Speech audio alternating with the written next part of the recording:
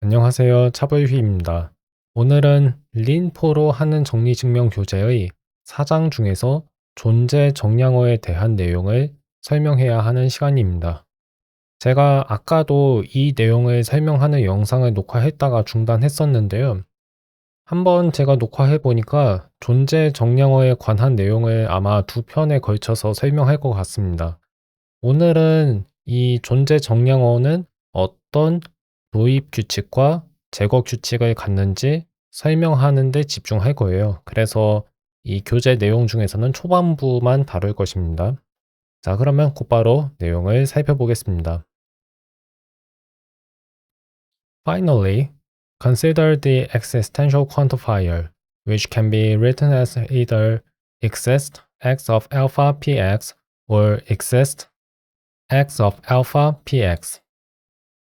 자, 오른쪽에 나와 있는 유니코드 기호 E는 뭐냐면 이거는 영어 로마자, 영어 알파벳의 E를 좌우 반전한 거와 같은 모양을 가지고 있는데 이것은 존재 정량어를 나타내는 기호입니다. 그래서 존재 기호라고 부르고요.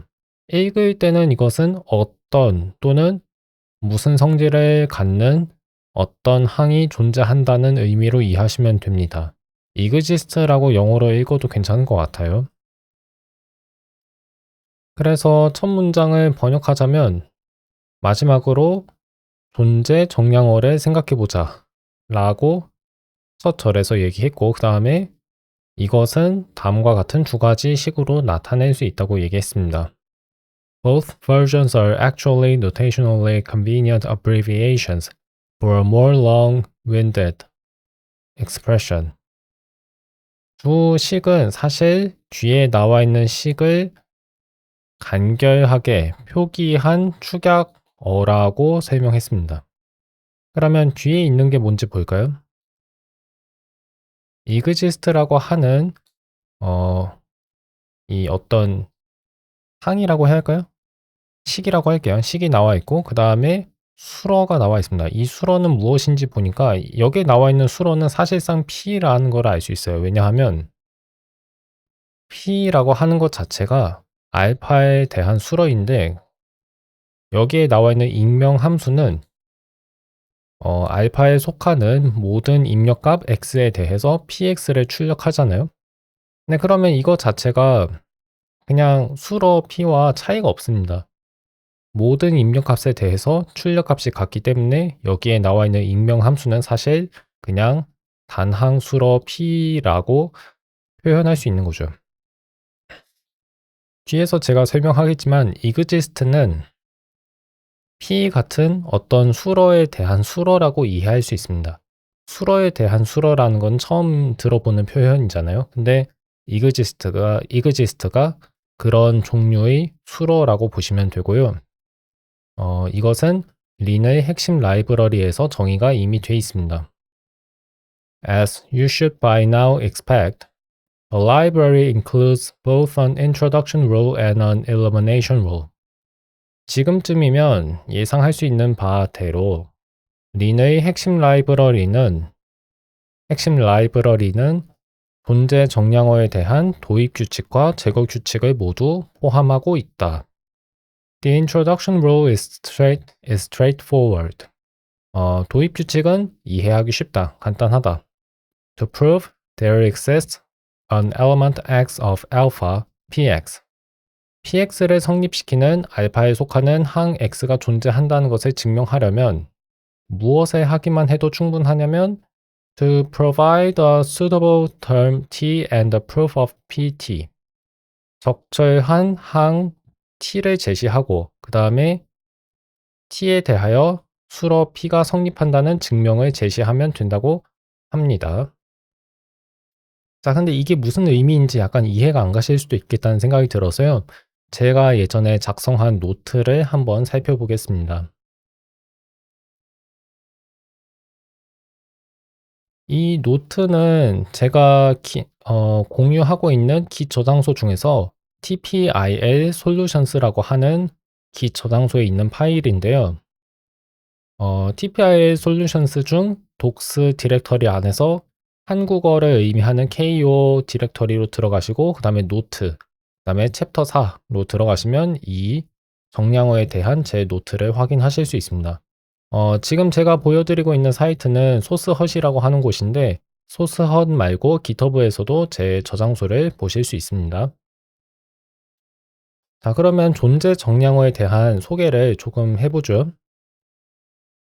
자, 린에서의 이름은 아까 우리가 본 대로 exist이고 기호는 아까 제가 설명한 것처럼 1을 좌우 반전한 유니코드 기호죠. 이것은 어떤이라고 읽거나 무엇이 존재한다라고 읽으면 됩니다. 영어로는 그냥 exist라고 쓰면 되고 편집키, 단축키는 두 가지가 있는데 첫째로는 역비금 ex, 두 번째는 역비금 exist라고 쓰면 되는 겁니다.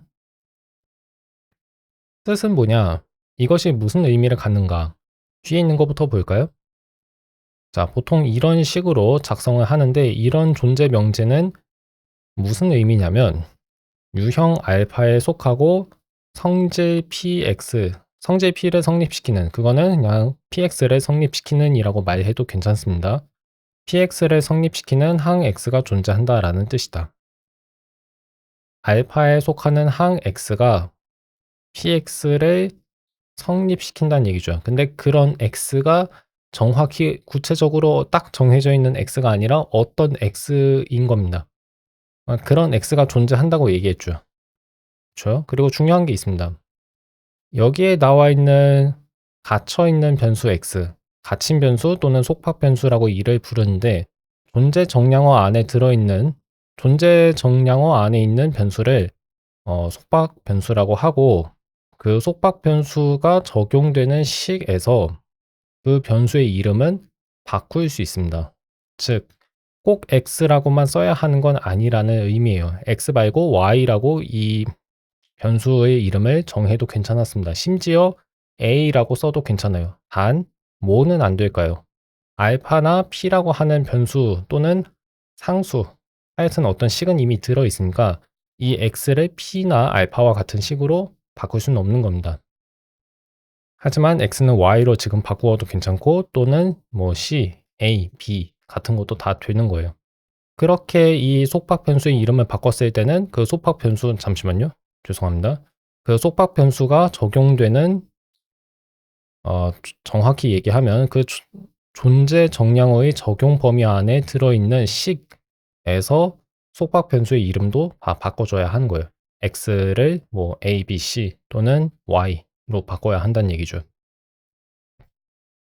자, 그리고 이것의 도입 규칙과 제거 규칙을 설명해야 하는데요.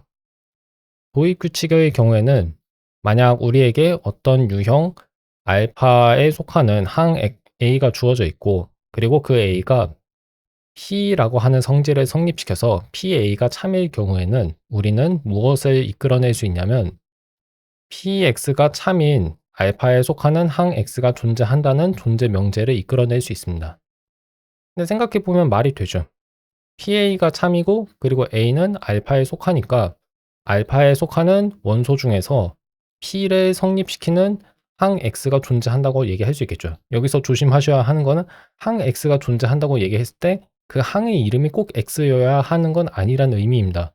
실제로 그런 항의 사례에도 x라는 이름은 쓰이지 않았잖아요. 그렇죠? 여기에서의 x는 무언가를 가리키기 위한 이름에 불과할 뿐이지 꼭 그 이름이 반드시 x여야 하는 건 아니라는 점 주의하시면 되겠습니다. 그리고 제거 규칙이 좀 어려워요. 그래서 아까 제가 영상을 촬영했을 때도 이 제거 규칙을 설명하느라 시간이 상당히 들어갔습니다. 일단 여기에 나와 있는 걸 읽어볼게요. px가 참인 알파에 속하는 항 x가 존재한다는 가정이 처음에 주어져 있다고 보겠습니다. 그리고 또 다른 가정이 있는데요. 알파에 속하는 모든 항 a에 대하여 pa가 참이면 q이다 라고 하는 전칙 명제가 가정돼 있습니다. 그러면 이 두 명제를 바탕으로 해서 우리는 q를 도출할 수 있다고 존재 제거 규칙이 말하는 거예요. 근데 왜 갑자기 전칙 명제가 나오느냐 하는 문제가 있기 때문에 그래서 제가 아까 설명을 길게 했는데요. 이번에는 제가 텍스트 편집기에서 이미 작성한 몇 가지의 설명을 위한 노트를 살펴보면서 제가 내용을 설명하겠습니다. 이거는 두 번째 탭이었고, 예, 제가 키를 살짝 잘못 입력했네요. 텍스트 편집기로 이동했고요. 우선 맨 처음으로는 이그지스트라고 하는 이게 매개 변수가 있는 귀납적 유형이라고 부르는 것인데 이게 뭔지 한번 살펴보겠습니다. 이것의 유형은 아래에 있는 정보창에서 알려주고 있는데 이그지스트는 우선 첫 번째 인수로는 암시적 인수인 알파를 받고 그 다음에 두 번째 인수는 제가 말을 약간 잘못했는데요. 그 이그지스트의 유형을 지금 여기에 써준 거예요. 그래서 첫 번째 유형의 경우에는 sort u이고 두 번째는 알파 화살표 프롭이고 반환 유형이라고 부르는 출력값들의 유형은 프롭인 겁니다. 근데 아까 제가 말한 게 틀린 건 아니에요. 첫 번째 인수가 알파인 건 맞습니다. 그러니까 첫 번째 인수의 이름이 반드시 알파여야 한다는 의미가 아니라 그런 뜻이 아니라 만약 첫 번째 유형에 속하는 인수의 이름이 알파라면 두 번째 유형의 이름은 알파 화살표 프롭이 돼야 한다는 의미라고 이해하시면 됩니다. 세 번째 유형, 반환 유형에는 뭐 알파라고 하는 변수가 나타나진 않죠. 자, 그러면 이것은 의존 함수 유형일까요? 아닐까요? 의존 함수 유형이죠. 왜냐하면 앞에 있는 유형에 속하는 인수의 값에 따라서 뒤에 나오는 유형이 달라질 수 있으니까. 알파 때문에 그렇습니다. 자, 근데 그 정보가 왜 중요하냐면요. 이것 자체가 어떻게 보면은 어, 수로에 대한 수로의 유형으로 이해할 수 있어요. 이게 무슨 말인지 약간 이해가 안 가실 수 있는데 이그지스트라고 하는 것 자체가 일종의 수로인 겁니다. 수로인데 무엇에 대한 수로냐면 알파에 대한 수로들에 대한 수로인 거예요. 왜 그렇게 볼 수 있냐면 반환 유형이 프롭인데 그 반환을 하기 위해서 입력받아야 하는 두 가지 인수 중 하나는 무엇이냐면 알파 화살표 프롭에 속하는 함수니까요. 자, 근데 생각해 보세요. 첫 번째 인수 알파는 암시적 인수입니다. 따라서 우리는 이거를 약간 무시할 수 있어요. 그러니까 이 인수가 필요한 것도 맞는데 이것은 린이 알아서 찾아주니까 우리는 첫 번째 명시적 인수의 값만 직접 지정을 할 수 있는 거죠. 그러면 그 값은 어떻게 정해지는가 한번 생각해 봐야 하는데요. 알파 화살표 프롭에 속해야 한다는 조건이 있는 거죠. 근데 이 유형이 뭔가요? 알파에 대한 수로의 유형이죠. 따라서 여기에 속해야 한다는 조건은 무슨 뜻이냐면 그 첫 번째 명시적 인수가 알파에 대한 수로여야 한다는 의미입니다. 근데 그 수로를 입력받은 다음에 출력하는 것은 명제죠. 명제 유형에 속하는 항이니까 그게 개별 명제잖아요. 개별 명제를 출력한다는 거죠. 그래서 이그지스트는 어떤 유형에 대한 수로들에 대한 수로라고 생각할 수 있습니다. 수로에 대한 수로인 거죠.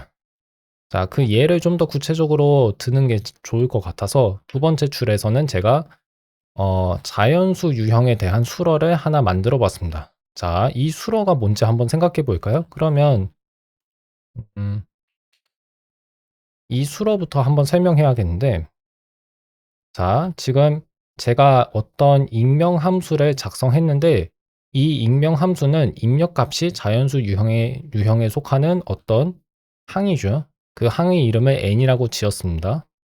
근데 출력하는 함수값이 무엇인가요? 출력하는 함수값 자체가 개별적인 명제입니다. 근데 그 명제는 n은 0보다 크다는 명제죠. 자, 이것은 뭐 자연수와 0과의 관계라고 볼 수 있고 참고로 0도 자연수입니다. 린에서는 0도 자연수로 간주하기 때문에 0이 가장 작은 자연수예요. 1이 아니라. 그러면 n이 0보다 크다는 것은 n이 양수라는 의미죠. 그래서 이것 전체가 n은 0보다 크다는 식 전체가 명제가 된다는 거 기억하시면 좋고요. 아래에 나와 있는 정보창 메시지를 잠깐 보겠습니다. 3번 줄의 메시지를 보시면 펀 n에서 n은 0보다 크다라고 하는 함수값을 출력하는 이 함수는 무슨 유형에 속한지가 오른쪽에 나와 있죠. 넷 화살표 프로비입니다. 넷 화살표 프로비라고 하는 게 뭐냐면 자연수 유형에 대한 수러인 거예요. 그러니까 그 자연수 유형에 속하는 각각의 그 자연수 값마다 어떤 명제를 출력해 주는 함수란 얘기죠. 그러면 이것의 구체적인 예를 좀 더 생각해 보겠습니다. 예를 들어서 이 수러에 제가 0을 집어넣으면 무슨 일이 발생하는지 한번 살펴볼게요. 근데 지금 보니까 식 전체가 간단해지진 않네요. 그래서 이벨을 써도 되는지 모르겠는데 이벨을 쓰면 되긴 하는데 지금 약간 이벨은 식을 너무 단순화해 줬고 reduce라고 하는 축약 명령은 식을 충분히 단순화하지 않았어요. 단순화라고 하는 게 여기서 그냥 식을 간단히 만들다 정도로 이해하시면 됩니다. 그래서 어쩔 수 없이 보기를 들어서 제가 설명을 해야겠네요.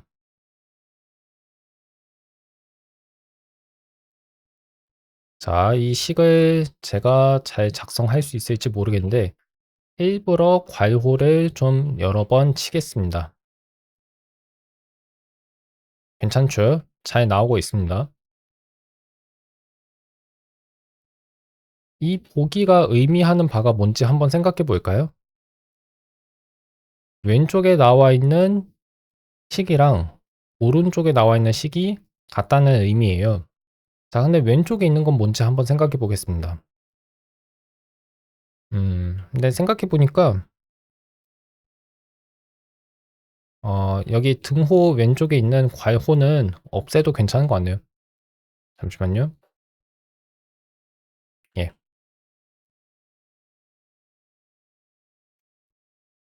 자, 증명 목표 자체를 보시면 왼쪽에 나와 있는 거는 명제를 출력하는 함수에 어떤 값을 집어넣은 결과입니다. 0을 집어넣은 거죠. 자, 이 표현을 어떻게도 달리 말할 수 있냐면 주어져 있는 익명 함수를 0에 적용한다는 의미로 받아들이실 수도 있습니다. 근데 그 주어진 함수가 뭐냐면 어떤 자연수 값 n에 대하여 n은 0보다 크다는 명제를 출력하는 함수인 거죠. 근데 이 함수를 0에 적용했으니까 그 결과는 0은 0보다 크다는 명제가 되겠죠. 근데 왜 그렇게 되냐면요. 이 함수식에서 함수 값에 해당하는 식을 한번 봐주세요. 여기에 나와 있는 변수 n은 입력값을 의미합니다. 근데 그 입력값이 0인 경우는 n을 0으로 치환해서 얻은 식이겠죠. 그럼 n을 0으로 치환하면 주어진 함수값인 n은 0보다 크다는 명제는 0은 0보다 크다는 명제로 바뀌겠죠. 그래서 둘이 같은 겁니다. 이렇게 이해해 주시면 좋아요. 그 다음 여기에 10을 넣으면 어떻게 될까요? 잠깐 생각해 주시면 감사하겠습니다. 1초, 2초, 3초. 예, 저는 바로 설명해 드릴게요. 10은 0보다 크다는 명제가 출력이 되겠죠. 그리고 만약 제 나이인 저 몇 살이죠? 여러분이 아실 리가 없죠? 저 28입니다. 28을 넣으면 28은 0보다 크다는 결과가 나오겠죠. 예. 이런 식으로 이 함수의 함수값들을 구할 수 있습니다. 근데 그 함수값 자체가 개별 명제라는 점을 기억해 주시면 좋아요. 자, 그 다음 이그지스트의 유형을 다시 한 번만 확인해 볼까요? 이그지스트의 유형은 여기에 나온 것과 같습니다. 근데 이것이 의미하는 바는 뭐냐면 일단 두 가지 인수를 입력받아야 한다는 정보를 알 수 있어요. 왜냐하면 마지막에 나와 있는 유형을 제외한 유형의 개수가 두 개니까요. 그죠? 첫 번째 유형은 sort U에 속해야 하고 두 번째 유형은 첫 번째 유형에 속하는 입력값 알파에 대하여 알파 화살표 프롭이라는 유형이죠. 여기까지는 아까 제가 설명했습니다. 자, 그러면 9번 줄을 한번 봐주세요. 9번 줄에서 암시적 인수는 생각하지 않으셔도 괜찮습니다. 명시적 인수의 유형이 뭐가 돼야 하는지만 보시면 돼요. 이 익명 함수의 유형은 아까 제가 설명드렸다시피 net 화살표 프롭입니다.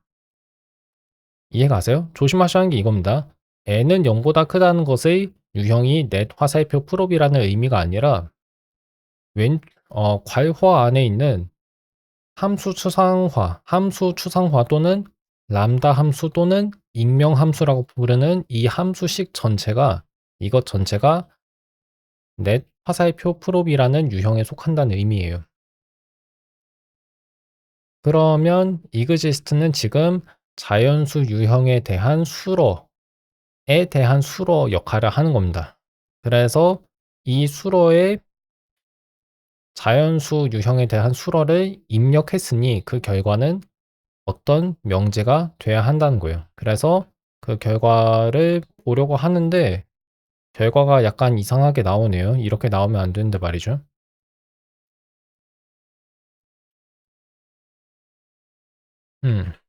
잠시만요.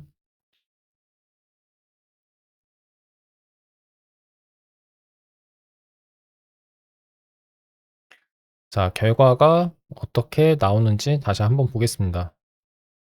예, 이렇게 나왔네요. 9번 줄의 출력 결과는 다음과 같습니다. 근데 여기 보시면 우리가 입력한 거랑 모양이 좀 다른 식이 나오죠.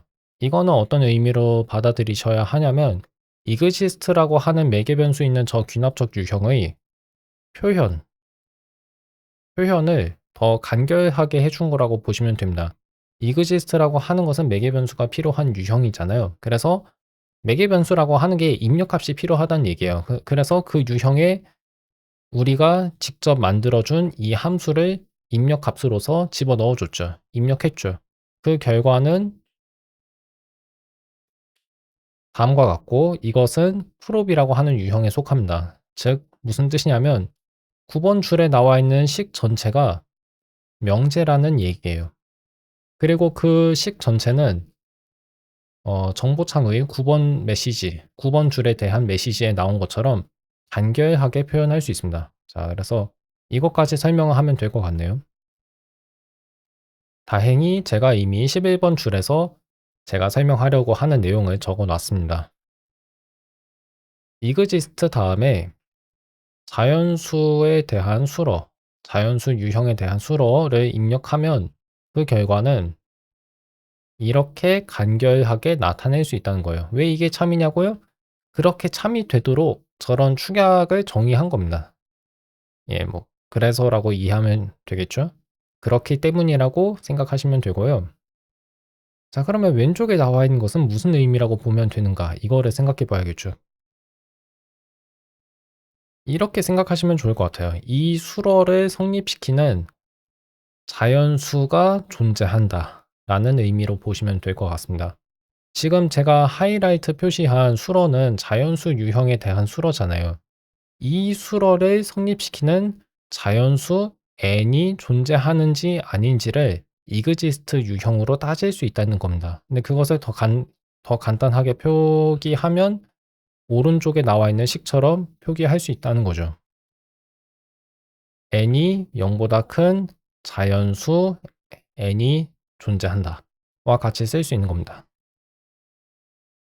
여기까지 좀 이해가 되셨을지 모르겠습니다. 마지막으로 하나만 얘기하고 다음으로 넘어가야 할 것 같은데요. 뭐냐면 이 수로라고 하는 것 자체가 그 린의 수학 라이브러리인 매스리브를 보시면 아시겠지만 이것 자체가 일종의 집합 또는 유형으로 여길 수 있어요. 이것 자체가 유형이라는 얘기는 아니에요. 근데 이것과 1대1이 되는 1대1 대응이 되는 유형이랑 집합이 존재합니다. 그래서 나중에 그 수학 라이브러리를 보시면 아예 그냥 무엇에 대한 수로 자체를 예를 들어서 알파 유형에 대한 수로 자체를 그 알파 유형에 속하는 항들로 이루어진 특정 집합으로 간주할 수 있다는 사실이 나옵니다. 이게 무슨 말인지 지금은 이해하지 못하셔도 괜찮아요. 근데 간결하게 표현하면 이겁니다. 수로 자체가 어떤 항들의 모임을 가리킬 수 있다는 거예요. 그런 역할을 할 수 있다는 겁니다. 그래서 exist는 여기서는 어떤 의미로도 이해할 수 있냐면 그런 항들의 모임에 원소가 적어도 하나 이상 있다는 의미로 볼 수도 있다는 겁니다. 이거는 이해하지 못하셔도 괜찮아요. 스포일러니까. 예. 여기까지 설명했고 그 다음 내용도 지금 제가 다뤄야 하는지는 약간 모르겠는데 좀 고민이 되네요. 교재에 있는 내용을 먼저 설명할지 말지.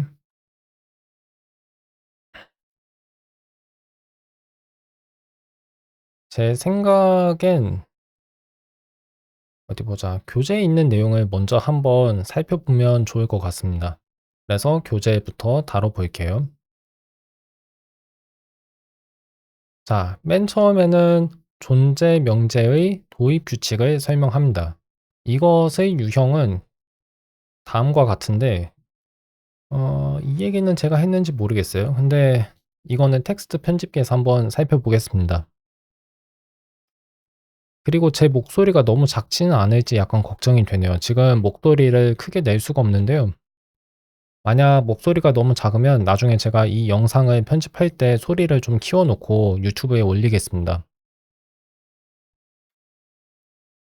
제가 확인하고 싶은 게 뭐냐면 이번에는 exist intro라고 하는 함수예요. 이것은 추론 규칙이고 도입 규칙입니다. 근데 그것의 유형이 뭔지를 봐야 한다는 거죠. 자, 아래의 정보창 맨 처음 메시지를 보시면 그 유형이 나오는데요. 보아하니 이것은 이것 역시 일종의 전칙 명제라고 이해할 수 있습니다. 근데 그 말은 이게 의존 함수 유형이라는 의미이기도 하죠. 첫 번째 암시적 인수는 알파이고 알파는 소트 U에 속해야 돼요. 그 다음에 두 번째 암시적 인수는 P이고 그것은 알파에 대한 수로여야 하고요. 자, 첫 번째 명시적 인수입니다. 자, 세 번째 인수이자 이것은 첫 번째 명시적 인수죠. 이 명시적 인수 W는 알파에 속해야 하고 그 다음부터는 인수의 이름은 나오지 않는데 이 W에 대해서 P가 성립해야 돼요. 그러니까 W는 P를 성립시켜야 한다 또는 PW가 참이다 라고 말할 수 있겠죠. 이 조건들이 다 성립하면 P는 존재한다는 겁니다. 근데 P는 존재한다고 말하면 약간 좀 설명이 이상해지죠. P라는 것은 수러입니다. 그러니까 이 수러를 성립시키는 알파에 속하는 항이 존재한다는 의미라고 이해하셔야 돼요. 자, 이 유형만 보면 좀 이해가 잘 안 갈 수도 있습니다. 근데 중요한 거는 명시적 인수들이에요. 예를 들어서 W는 지금 witness의 줄임말은 준말이라고 표준어에서는 가리킵니다. 그래서 줄임말이라고 하지 말고 준말이라고 해야 하는데 어쨌든 witness의 준말이라고 볼 수 있겠죠. witness가 뭐냐면 증거? 저는 증거라고 번역했어요. 근데 증거는 evidence라고 볼 수도 있겠죠. 어쨌든 간에 좀 더 좋은 번역어가 있을지는 모르겠는데 증거 정도가 적절한 것 같습니다. 알파에 속하는 증거가 있고 증거 W 그리고 그 증거 W에 대해서 P가 참인 거죠. 그러면 P를 성립시키는 알파에 속하는 원소가 존재하죠. 어떻게 보면 너무 당연한 얘기입니다. 근데 그 얘기를 이렇게 코드로 표현한 거예요. 구체적으로 어떤 조건을 성립시키는 항이 있다는 걸 우리가 알고 있으면 그런 항이 존재한다고 말할 수 있죠. 그 얘기예요. 그게 이 존재 명제의 도입 규칙이 말하는 바입니다. 자, 그러면 교재로 돌아올게요. 우리가 증명하려고 하는 명제가 어떤 자연수 x에 대하여 x는 0보다 크다는 것이래요. 0보다 큰 자연수가 존재한다는 명제입니다. 이거는 어떻게 증명하는가?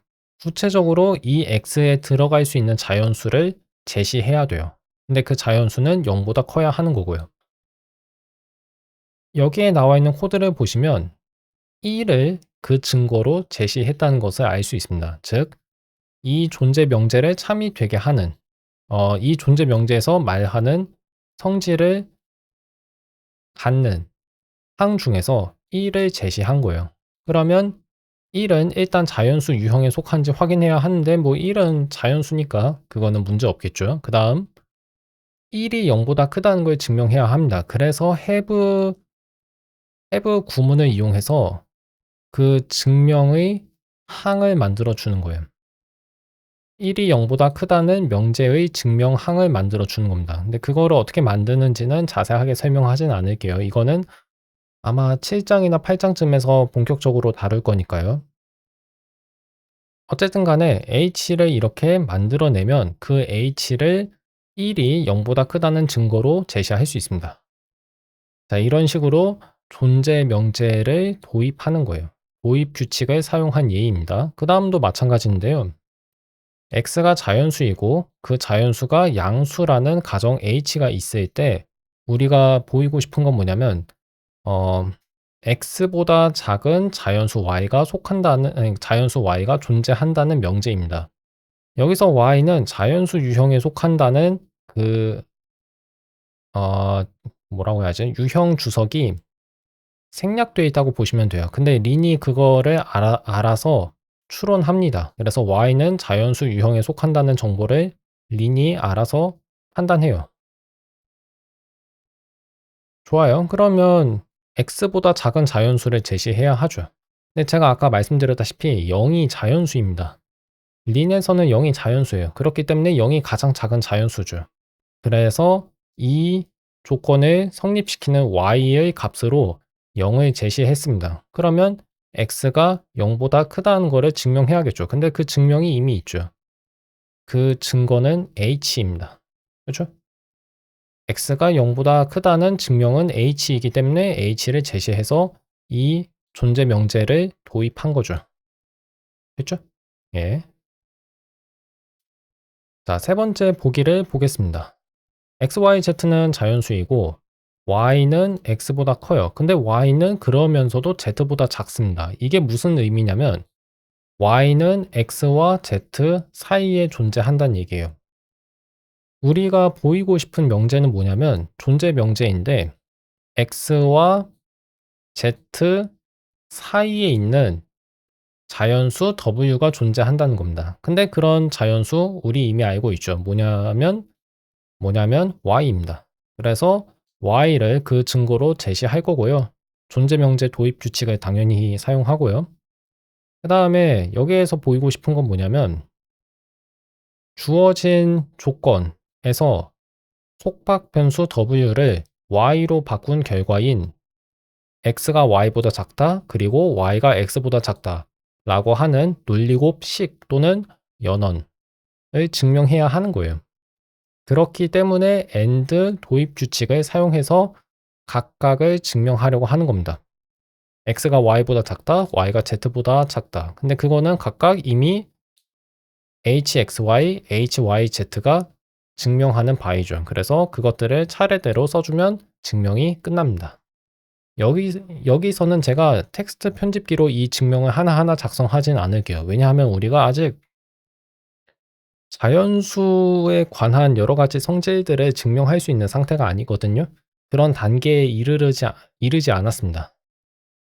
그래서 이 정도로만 얘기하고 넘어갈게요. We can use the anonymous constructor notation angle bracket t h angle bracket for excess intro th when the type is clear from the context. 이게 무슨 뜻이냐면요. 존재 명제의 도입 규칙의 이름을 명시적으로 서술할 필요 없이 익명 구성자 기호를 사용할 수 있다는 뜻입니다. 익명 구성자 표기법은 왜 쓰냐면 이 구성자 이름, 구성자라고 하는 거는 여기에서는 exist 유형에 속하는 어떤 항을 만들어주는 함수라고 이해하시면 돼요. 근데 그런 구성자 이름을 명시적으로 쓸 필요가 없기 때문에 쓰고 싶지 않을 때, 좀 더 간결하게 증명을 작성하고 싶을 때 그때 익명 구성자 표기법을 사용하시면 되는 겁니다. 그래서 exist intro th라는 이 긴 식은 이와 같이 간단하게 표기할 수 있고, 왼쪽 오른쪽 각 괄호는 각진 이 괄호는 유니코드 기호예요. 그러니까 유니코드 문자가 린에서는 엄청나게 많이 쓰이죠. 그러다 보니까 ASCII 문자랑 헷갈릴 수 있는데요. 여기에 나와 있는 이 괄호도 유니코드 기호이기 때문에 이것을 입력하시려면 옆비금 쓰시고 왼쪽 각 괄호, 그 다음에 화살 괄호라고도 부르는 것 같아요. 오른쪽 이 유니코드 괄호의 경우에는 옆비금 먼저 쓰시고 그 다음에 오른쪽 화살 괄호를 쓰시면 됩니다. 그냥 이거는 텍스트 편집기로 보여드려야겠네요. 옆비금 쓰시고 그 다음에 왼쪽 화살 괄호, 그 다음에 옆비금 쓰시고 오른쪽 화살 괄호 쓰시면 유니코드 각 괄호가 나옵니다. 각져 있다는 괄호라는 뜻이에요. 각 괄호 발음하기 어렵네요. 자, 그 다음 보시면 여기에도 예제가 3개 나와 있죠. 근데 위에 나와 있는 거랑 차이는 없고요. 그냥 익명 구성자 표기법을 사용했다는 것을 보이기 위한 거라고 보시면 되는데요. 여기서 주목할 점은 이거죠. 근데 아마 3강에서도 이 내용을 설명했을 건데 이거는 텍스트 편집기에서 제가 좀 설명할게요.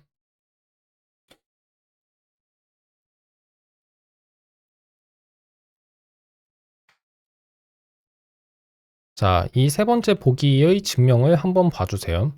원래는 이게 괄호가 추가로 쓰여 있어야 합니다. 그러니까 첫 번째 괄호쌍은 무엇을 의미하냐면 exist intro를 의미하고요. 그러면 남아있는 두 번째 각 괄호쌍은 무엇을 의미하느냐 하는 물음을 가지실 수 있겠죠. 뭐냐면 end intro를 의미합니다. 그렇죠? 근데 그것들을 각각 익명 구성자로 표기할 수 있는 거예요. 그렇게 표기해도 되는 이유가 뭐냐면 그 주어진 유형을 만들어주는 구성자가 그 유형에 딱 하나밖에 없기 때문인 거예요.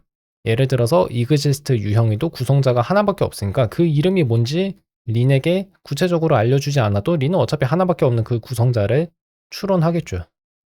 그렇기 때문에 이름을 명시적으로 쓰지 않아도 괜찮은 겁니다. 이게 안 되는 건 언제냐면 예를 들어서 논리합의 경우에는 안 돼요. 오어 같은 경우에는 왼쪽 도입, 오른쪽 도입 규칙이 있기 때문에 구성자가 2개입니다. 그래서 그런 경우에는 익명 구성자 표기법을 사용할 수 없는 거죠.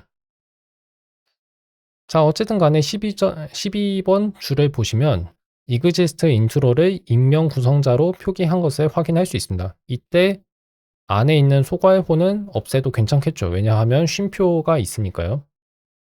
이것을 한 번 더 간단하게 만들 수 있습니다.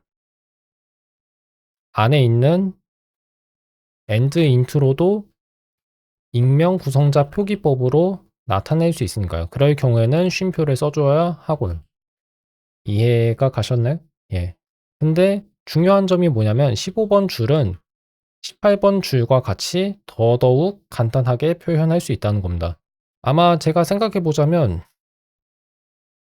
이 각괄호가 생략된 경우에는 그것이 오른쪽으로 결합하라는 규칙이 정해져 있는 것 같아요. 오른쪽으로 결합한다는 게 무슨 뜻이냐면 이렇게 3개 이상의 항이 연달아 나와 있을 경우에는 오른쪽에 있는 2개의 항부터 각괄호가 처진 것으로 이해해야 한다는 의미입니다.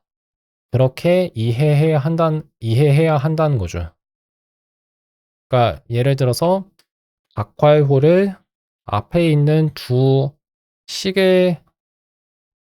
주변에 치면은 오류가 생긴다는 겁니다. 그러니까 왼쪽이 아니라 여러분이 보시는 방향으로는 이쪽, 왼쪽이 아니라 오른쪽에 각괄호가 먼저 쳐진다는 거 생각하시면 좋아요.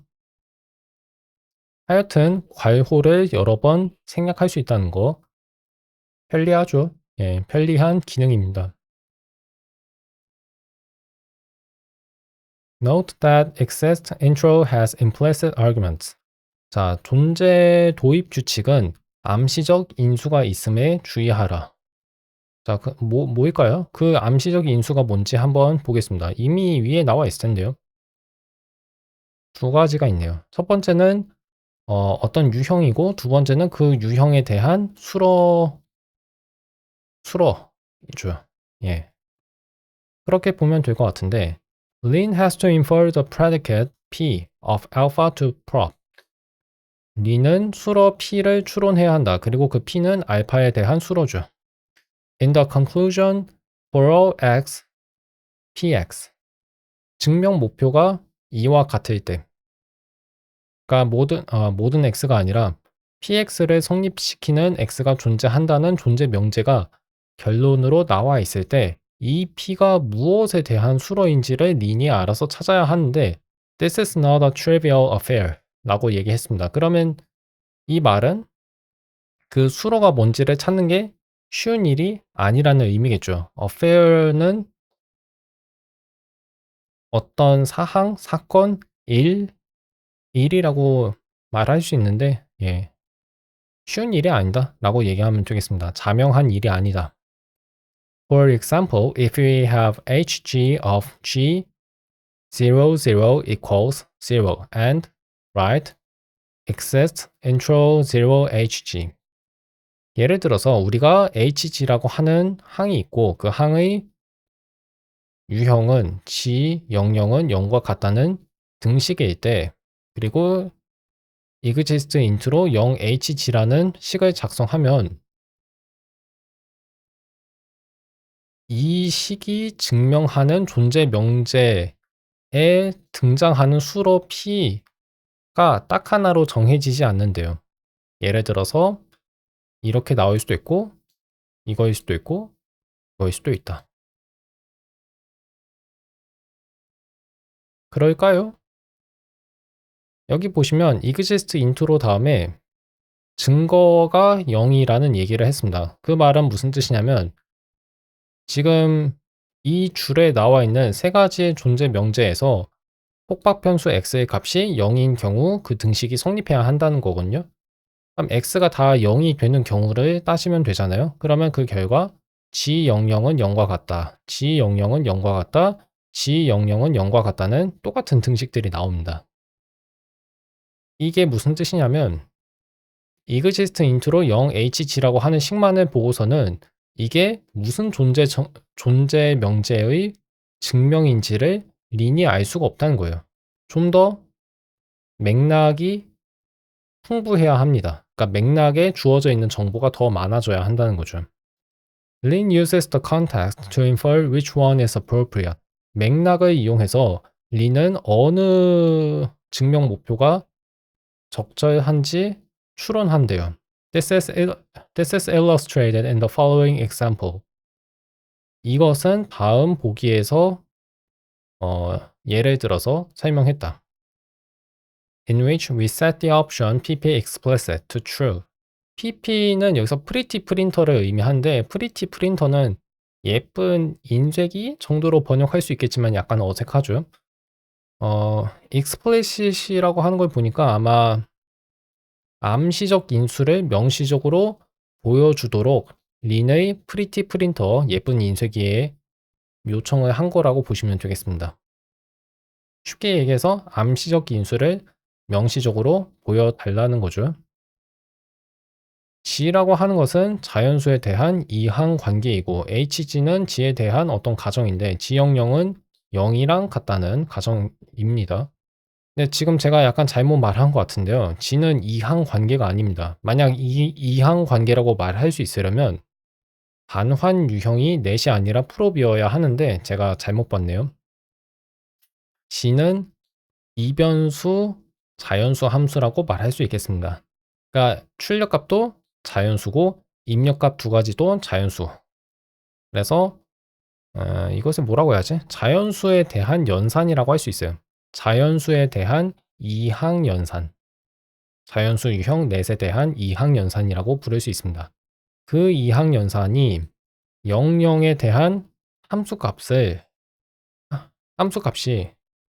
0과 같아야 한다. 다시 말할게요. 00에 대한 g의 함수값이 0과 같아야 한대요. 그런 가정을 주었습니다. 그때 GEX 1, 2, 3, 4라고 쓴 정리들이 있어요. 각각 GXX는 X와 같다는 X가 존재한다. 그 다음에 GX0은 X와 같다는 X가 존재한다. 뭐 그 다음에 이렇게 등식이 나와 있죠. 근데 그 증명항은 다 똑같은 방식으로 작성이 됩니다. 그러면 이 프린트 결과만 확인하면 되겠죠? 인쇄 결과, 출력 결과가 뭔지만 확인하면 되겠습니다. 그리고 보아하니 얘도 지금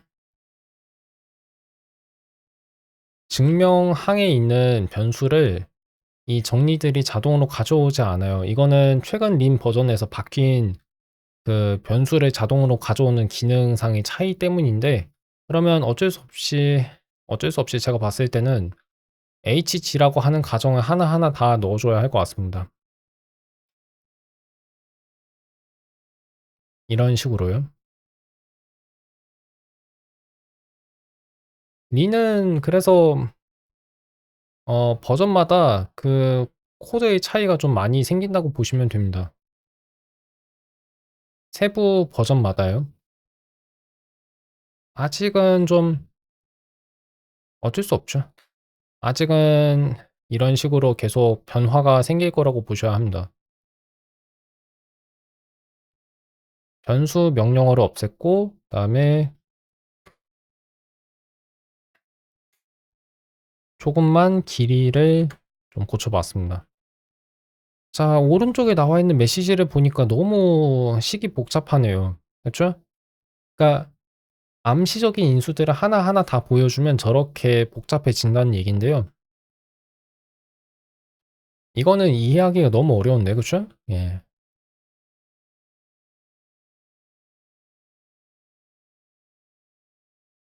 무슨 차이가 있는지를 확인해야 하는데요. 그 예를 들어서 첫 번째 정리를 보시면 이 정리의 진술은 어차피 왼쪽에 있는 거랑 같거든요. 그래서 이거 자체는 그냥 안 봐도 될 것 같고요. 우리가 보고 싶은 건 뭐냐면 그 증명항입니다. 증명항. 그래서 증명항만 보시면 돼요. 여기 있는 거. 이거 보시면 되는데 이 증명항이 뒤에 나오는 증명들과 다른가?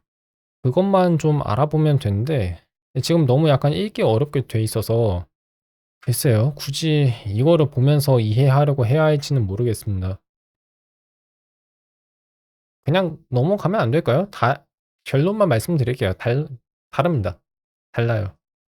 예, 뭐 하나하나 살펴보시면 다르다는 거 확인하실 수 있을 겁니다. 근데 뭐 제가 이걸 하나하나 읽어야 할 것 같지는 않네요. 하나만 다시 한번 제가 강조하고 넘어가겠습니다.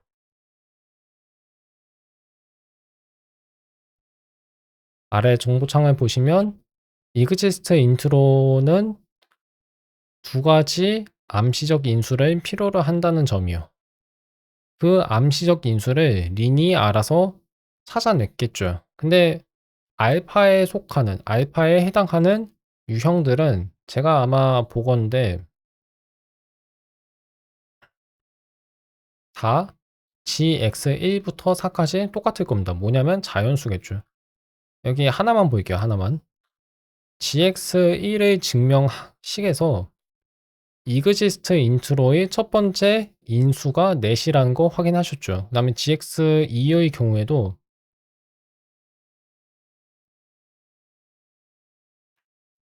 exist intro 다음에 바로 나오는 첫 번째 인수가 넷이죠. 그러니까 제가 하고 싶은 얘기는 뭐냐면 이 네 가지 정리의 증명에 대해서 exist intro의 첫 번째 암시적 인수의 값에 해당하는 각 정리별의 그 유형은 다 넷이라는 겁니다. 그러니까 알파에 해당하는 값이 저 GEX1부터 4까지 똑같다는 얘기예요. 그러면 P의 값이 달라지겠죠. 근데 너무 당연한 거 아닌가요? 수로가 다르잖아요. 예, 뭐 그냥 그 얘기하는 겁니다. 수로가 다르잖아요. 수로가 다르니까 P 값이 달라지겠죠. 예, 그 얘기예요. We can view exist intro as an information hiding operation.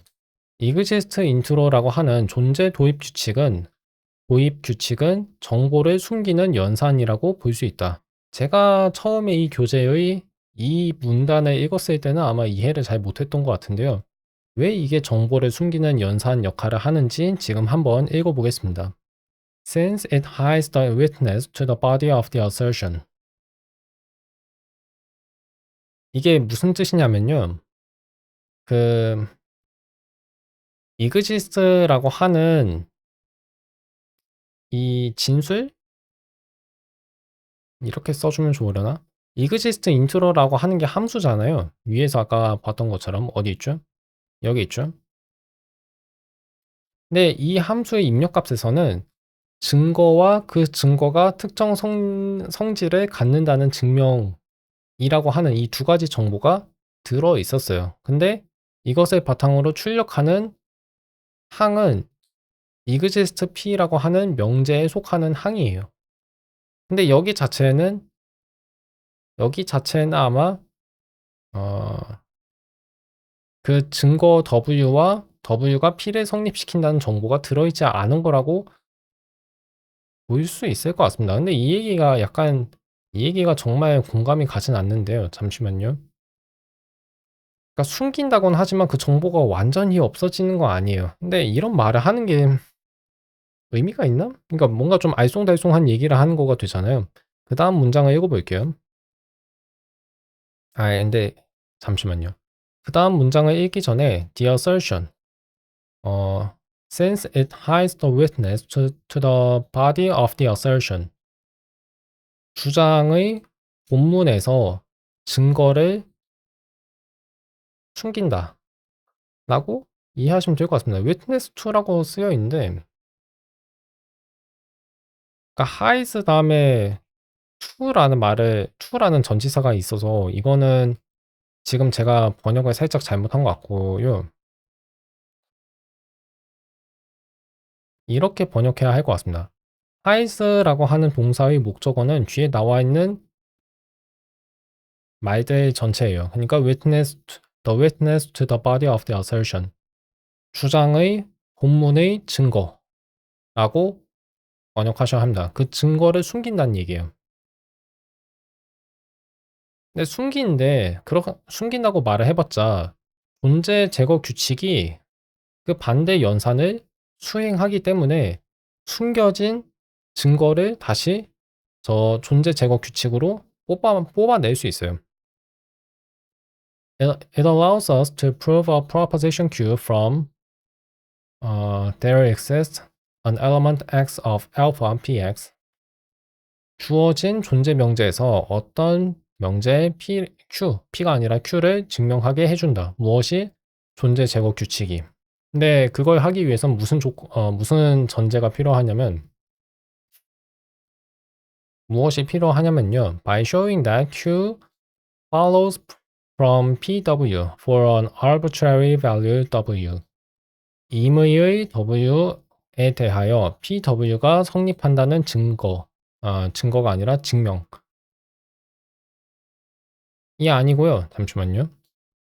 다시 임의의 값 W에 대하여 PW가 성립하면 Q가 참이라는 그 명제를 증명한 뒤에 이 존재 명제에서 Q를 이끌어낼 수 있다는 건데 지금 여기에 나와 있는 설명 자체가 제 노트에서 설명한 내용과 같습니다. 근데 이거를 읽는 게 좀 덜 헷갈릴 것 같네요.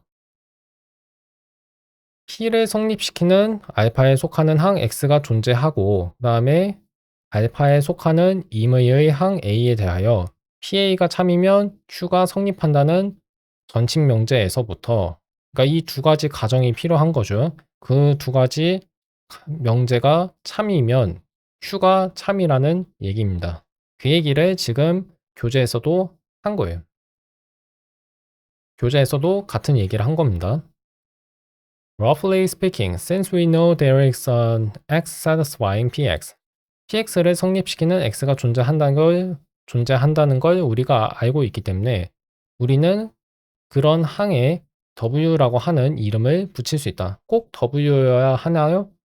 꼭 w여야 하나요? 라고 물으실 수 있는데 아니어도 괜찮습니다. w 대신에 v라는 이름을 쓰셔도 괜찮은 거예요.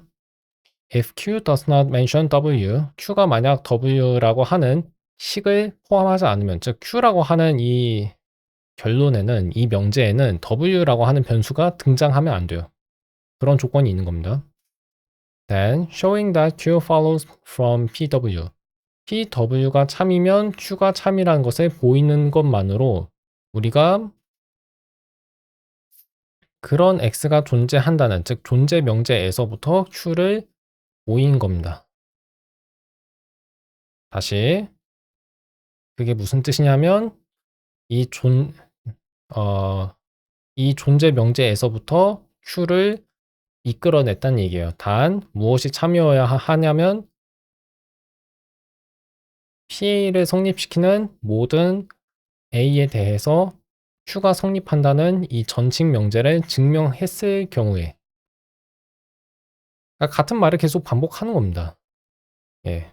그걸 다르게 계속 표현하는 이유는 뭐냐면 여러분이 좀 더 이해가 잘 되라고 저렇게 쓰는 거예요. 근데 글쎄요. 이미 이해한 상태에서 저런 문장들을 봐야 뭔 말인지 알 수 있을 것 같아요. 예. 참 쉽지 않습니다. 설명이란 게 쉽지 않아요. 그다음에 보기가 나와 있고. 오늘은 글쎄요. 어디까지 읽어야 하는지 모르겠는데 일단 정보를 숨기고 정보를 드러낸다는 연산에 대한 해설을 좀 더 해야겠어요. 그리고 1시간을 조금 넘겨서 약간 더 설명을 하고 이 영상을 끝내겠습니다. 정보를 숨긴다는 게 뭐냐면요. 이렇게 보시면 좋아요. 여기에 나와 있는 이 존재 명제 있죠. P를 성립시키는 X가 존재한다는 이 명제 진술 자체에는 그런 X가 뭔지는 안 알려줍니다. 그런 X가 존재한다고 했지? 그 X가 구체적으로 뭔지, 그런 X에는 구체적으로 뭐가 있는지는 보여주지 않는 거예요. 그러니까 구체적인 그 증거는 보여주지 않습니다. 이 진술 자체에는요. 하지만 이 존재 명제를 증명하기 위해서 우리는 구체적인 증거를 보여야 했죠. 그러니까 P를 성립시키는 구체적인 알파에 속하는 항을 찾아야 했다는 겁니다. 근데 그 정보가 완전하게 삭제된 건 아닌데 이 존재 명제 진술 자체에서는 그 증거가 구체적으로 무엇인지는 알기 어렵다는 거예요. P를 성립시키는 항 X가 구체적으로 뭔지는 알기 어렵다는 겁니다. 그런 의미에서 정보를 숨겼다고 말하는 거예요. 근데 저는 이런 설명이 이해에 도움이 되는지 솔직히 모르겠습니다.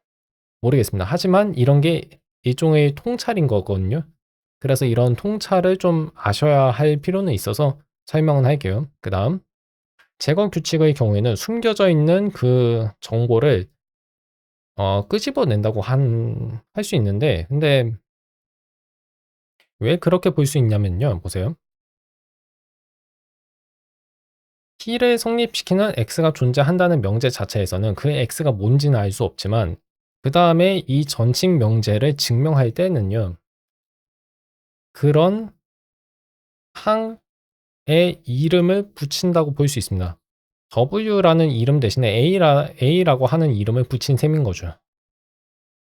즉 이것 자체가 어떻게 보면 앞에 나와 있는 존재 명제의 증거. 잠시만요. 제가 키보드에 자꾸 키를 입력해서 창이 위로 올라가네요. 죄송합니다. 그런 그런 조건을 성립시키는 항에 이름 A를 붙인 거예요. 그 다음에 그걸 바탕으로 어떤 명제를 도출한 겁니다. 이게 좀 쉽지 않네요. 예. 설명하기가 쉽지 않습니다. 얘를 한번 보여야 하는데 그 다음에 뒤에 나와 있는 내용은 제 생각엔 욕심내서 다 설명하려고 하면 안 될 것 같습니다. 뒤에 있는 내용은 다음 영상에서 설명해야 할 것 같고요. 지금은 저 보기만 설명하고 가야 할 것 같네요. 두 가지 변수를 도입했습니다. 알파와 PQ고요. 그 다음에 H라고 하는 가정이 주어져 있을 때 우리가 증명하려고 하는 건 이 명제줄. 오늘은 여기까지만 할게요. 다음 시간에 이 보기를 증명하겠습니다. 왜냐하면 이것도 시간이 꽤 걸릴 것 같아서요. 그래서 오늘 해설 영상은 여기에서 마무리하고 다음에 진짜 마무리, 사장 마무리를 지을 수 있으면 좋겠습니다. 다음 영상은 하나로 끝낼 수 있으면 좋겠는데 하나가 아니라 두 편으로 또 늘어날 수도 있겠네요. 그래도 가급적이면 다음 영상에선 진짜 교재 사장을 완전히 끝내겠습니다. 오늘도 영상을 봐주신 분들 정말 감사하고요. 제 목이 좋지 않아서 지금 약간 작은 목소리로 말을 했는데 녹음이 잘 됐는지 확인하고 만약 목소리가 작으면 조금 더 키운 다음에 유튜브 채널에 올리겠습니다. 그러면 다음 시간에 또 뵐게요. 감사합니다.